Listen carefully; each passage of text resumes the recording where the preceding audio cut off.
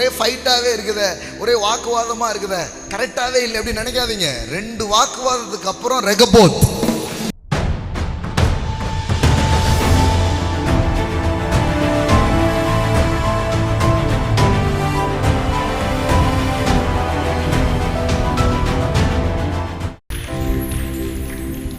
எடுத்த உடனே வாக்குத்தத்தை நிறைவேறல. முதல்ல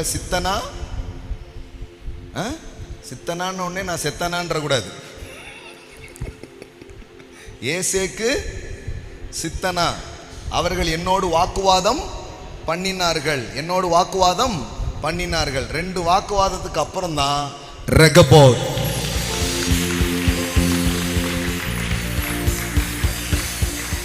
அதனால வாக்குவாதம் போகுதேன்னு தப்பா நினைக்க கூடாது.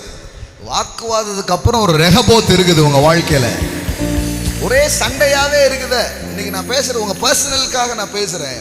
ஒரே ஃபைட்டாவே இருக்குது, ஒரே வாக்குவாதமா இருக்குது, கரெக்டாவே இல்லை அப்படின்னு நினைக்காதீங்க. 2 வாக்குவாதத்துக்கு அப்புறம் ரெகபோத். உங்க குடும்ப வாழ்க்கையில ஒரு ரெகபோத்தை நான் பேசுகிறேன் இயேசுவின் நாமத்தினால். உங்க தொழிலில் சில ஆர்குமெண்ட், சில பிரச்சனைகள் இருக்குதா, அங்க ரெகபோத்தை நான் பேசுகிறேன் இயேசுவின் நாமத்தினால். ஆமென். உங்கள் ஆவிக்குரிய வாழ்க்கையில சில போராட்டங்கள் இருக்குதா, I speak Rehoboth in this morning. Amen, amen. வாக்குத்தத்தம் சும்மா நிறைவேறதில்ல. வாக்குவாதமும் வாக்குத்தத்தமும். எல்லாம் சொல்லுங்க, வாக்குவாதமும் வாக்குத்தத்தமும். ஆமென். முதல்ல வாக்குவாதம் வருது. தோண்டின உடனே என்ன ஆகுது? என்ன பண்றாங்க? வந்து வாக்குவாதம் பண்றாங்க.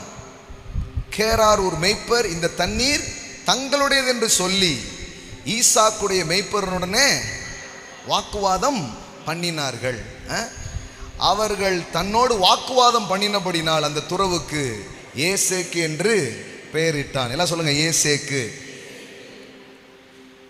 சார், ஏசேக்கே இல்லாம, சித்தனாவே இல்லாம ரெகபோத்தை யாரும் பார்த்ததா சரித்திரமே கிடையாது. சில பிரச்சனைகள், சில இதெல்லாம் உங்க வாழ்க்கையில வரும். ஆனா அதெல்லாம் தேவன் உங்களுக்கு வச்சிருக்கிற நன்மையை தடுக்கவே முடியாது. ஆமென். இன்னைக்கு உங்களுக்கான வார்த்தையை வாங்கிக்கோங்க. ஆமென். எல்லா வாக்குவாதங்களை, எல்லா தர்க்கங்களை மீறி நீங்க ஜெயிப்பீங்க. ஆமென்.